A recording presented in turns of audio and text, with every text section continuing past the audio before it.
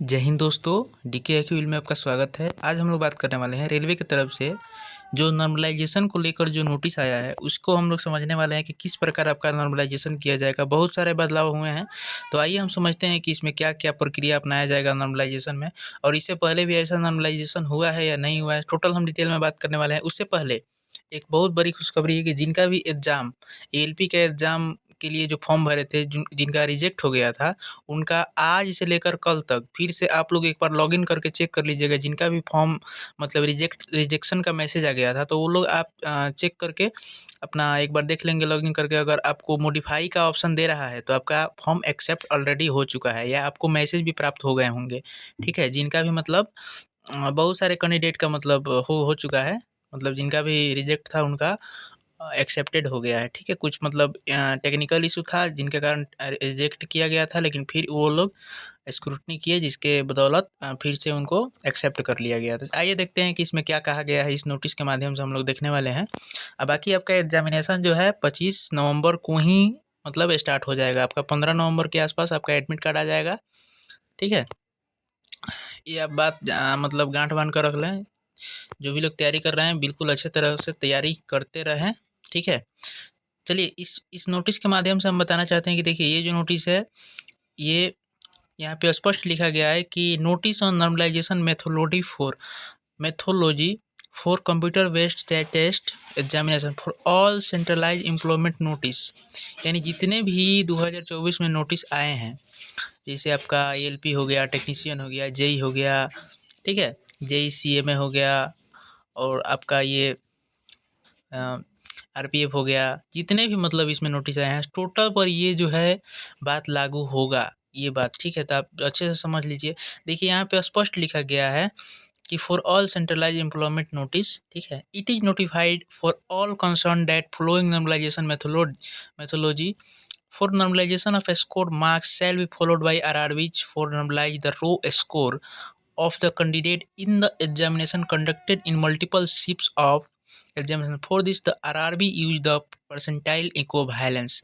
देखिए आपका एक परसेंटेज होता है, एक परसेंटाइल होता है, तो परसेंटेज के परसेंटेज से बिल्कुल अलग परसेंटाइल है। ठीक है, तो इसमें वही बात कहा गया है कि रॉ स्कोर के मतलब बेसिस पर परसेंटाइल आपको निकाला जाएगा किस शिफ्ट में मतलब कितना। जैसे मान लेते हैं किसी कैंडिडेट का, मान लेते हैं कि 70 मार्क्स से किसी शिफ्ट में, जिसका 70 मार्क्स है उसका परसेंटाइल 100 आया, और किसी शिफ्ट थोड़ा सा उससे हार्ड हो गया, उसका 60 नंबर पर उसका परसेंटाइल 100 आ गया। तो इक्विवेलेंट कैसे किया जाएगा? परसेंटाइल मेथड ही अपना कर किया जाएगा। ठीक है, उसके बाद फिर क्या किया जाएगा कि हर शिफ्ट का अलग अलग अपना परसेंटाइल निकाला जाएगा, फिर उसके बाद सब शिफ्ट को मर्ज किया जाएगा। ये सब आगे बात करने वाले हैं इसमें। इससे पहले हम बात कर लेते हैं कि ऐसा मतलब सिस्टम अपनाया गया था किस वैकेंसी में रेलवे की तरफ से। तो जो इससे पहले जो 2019 में जो वैकेंसी आई थी आरआरसी ग्रुप डी का, तो उसमें क्या हुआ था कि सेम प्रोसेस अपनाया गया था, क्योंकि ऐसा ही नोटिस उस समय भी पब्लिश हुआ था आरआरसी ग्रुप डी के लिए उस एग्ज़ाम से पहले। तो सेम नोटिस था, आप जाकर देख भी सकते हैं वेबसाइट पर। ठीक है, और यहाँ पर भी स्पष्ट लिखा गया कि लेवल 1 के लिए भी ये अप्लीकेबल रहेंगे।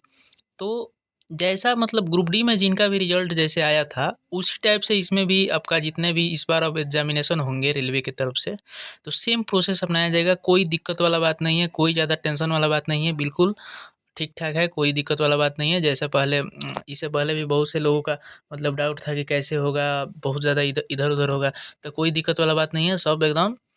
उसमें आपका ऐसा बात नहीं है कि परसेंटाइल ही स्कोर दिखाएगा आपको, जो नॉर्मलाइजेशन स्कोर है वो भी दिखेगा, आपका रो मार्क्स कितना है, ठीक है, परसेंटाइल कितना है, तो ऐसा ऐसा मतलब दिखाएगा। आप जाकर किसी बहुत सारे यूट्यूब चैनल पर ग्रुप डी का स्कोर कार्ड मिल जाएगा, आप जाकर वहाँ से समझ सकते हैं। ठीक है, बाकी आप लोग कमेंट कीजिएगा तो दिखा भी सकते हैं, मेरे पास भी बहुत सारा स्कोर कार्ड है। ठीक है,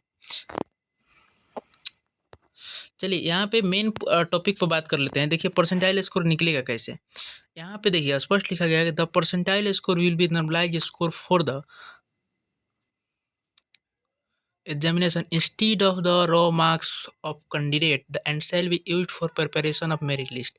तो जो भी आपका परसेंटाइल स्कोर होगा उसी को मतलब प्रिपरेशन किया जाएगा मेरिट लिस्ट के लिए। ठीक है, मेरिट लिस्ट कैसे बनेगा? परसेंटाइल स्कोर के बेसिस पर ही बनेगा। ठीक है। यहाँ पे परसेंटाइल स्कोर का बात कहा गया है, जैसे यहाँ पे फॉर्मूला दिया गया है कि number of candidates appear in the shift with raw score equivalent यानी इक्वल टू और लेस देन द कैंडिडेट, मतलब इक्वल और उससे लेस कैंडिडेट कितने हैं, उसके बाद टोटल नंबर कितने हैं जो अपीयर हुए हैं मतलब एक शिफ्ट में, उसके बाद 100 से मल्टीप्लाई करेंगे तो आपका ये परसेंटाइल स्कोर निकल जाएगा। उसके बाद क्या होगा कि यही परसेंटाइल स्कोर क्या होगा, कह रहा है कि the percentile score for the raw score and all candidate for all the shift would be merged, यानी जितने भी शिफ्ट हैं आपका, जो भी मतलब मान लेते हैं कि जैसे 25 से 29 के बीच में होने वाला है एग्जाम, तो आपका 4 चौके 16 के आसपास होगा शिफ्ट मान लेते हैं, तो 16 शिफ्ट का जितना होगा इसमें मर्ज किया जाएगा, जितने भी परसेंटाइल स्कोर होंगे उसी को क्या कहा जाएगा, यहाँ पे कहा गया है कि मर्ज and shall be called the RRB score, यानी आरआरबी स्कोर, और लेवल 1 के लिए आरआरसी स्कोर कहा जाएगा। ठीक है, ये समझ गए होंगे। सेम पैटर्न अपनाया जाएगा जैसे 2022 वाले में अपनाया गया था ग्रुप डी के लिए, सेम पैटर्न अपनाया जाएगा, 2022 में एग्जाम हुआ था। ठीक है ना। अभी ज्वाइनिंग भी बहुत सारा मतलब अभी भी चल ही रहा है, वेटिंग क्लियर कराया जा रहा है। यहाँ पे कह रहा है कि the percentile score will be calculated up to 5 decimal places to avoid the bunching effect और रिड्यूस टाइज, मतलब जो टाई कंसेप्ट होता है तो उसको मतलब रिड्यूस करना था। ठीक है, यहाँ पे स्पष्ट लिखा गया है कि द परसेंटाइल स्कोर जो होगा इसी के बेसिस में मेरिट बनाया जाएगा, और जिनका भी एज मतलब ज़्यादा होगा उनको ज़्यादा प्रेफरेंस दिया जाएगा। तो ये तो पहले से भी चला आ रहा है। यहाँ पे कुछ मतलब क्राइटेरिया बताया गया है कि ईवर का जो है मिनिमम परसेंटेज मार्क कितना चाहिए, तो 40% चाहिए, ओबीसी के लिए 30% चाहिए, और एससी के लिए 30% चाहिए, एसटी के लिए 25% चाहिए। ठीक है, और एसटी के लिए 30% जो चाहिए वो लेवल 1 एग्जामिनेशन के लिए चाहिए, इतना मतलब जो आप ध्यान रखेंगे।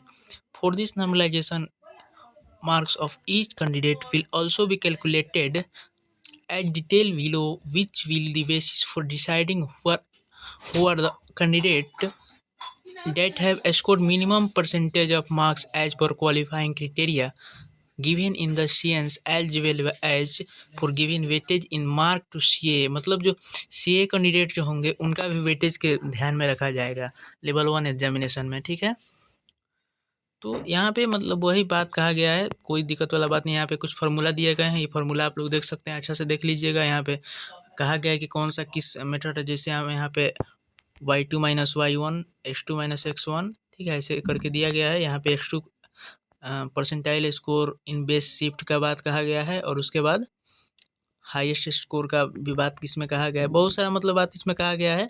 तो कोई दिक्कत वाला बात नहीं है, सब नॉर्मल चलता है, कोई दिक्कत वाला वो लोग अपना करते हैं, क्योंकि ये परसेंटाइल समझना और नॉर्मलाइजेशन समझना सब किसी की बात नहीं है। जो बहुत बहुत सारे लोग इसमें कहेंगे कि हमको समझ, बहुत सारे यूट्यूब पर देखिएगा आएगा, ठीक है, लेकिन कोई दिक्कत वाला बात नहीं है। जैसे ग्रुप डी में हुआ था वैसे ही होगा, आप लोग उसको जाकर देख लीजिएगा, आपका संतुष्टि हो जाएगा। अगर ज़्यादा दिक्कत होगा तो आप लोग कमेंट करके बताइएगा कि कैसे क्या करना है, तो हम उस पर भी एक वीडियो बना देंगे। बाकी हम बात कर लेते हैं कि इसमें इसका जो एग्जामिनेशन पैटर्न का आप लोग को पता ही होगा कि इसमें क्या पूछा जाना है, साइंस पूछा जाना है, रीजनिंग पूछा जाना है, मैथ पूछा जाना है। ठीक है, और उसके बाद आपका जीके में ज़्यादा करंट अफेयर्स का प्रेफरेंस आप दे सकते हैं, स्टैटिक जीके का प्रेफरेंस आप दे सकते हैं। ठीक है, और आप लोग कमेंट करके बताइए कि आपका कितना मार्क्स आ रहा है, ठीक है ना, ताकि और भी लोगों को पता चल सके।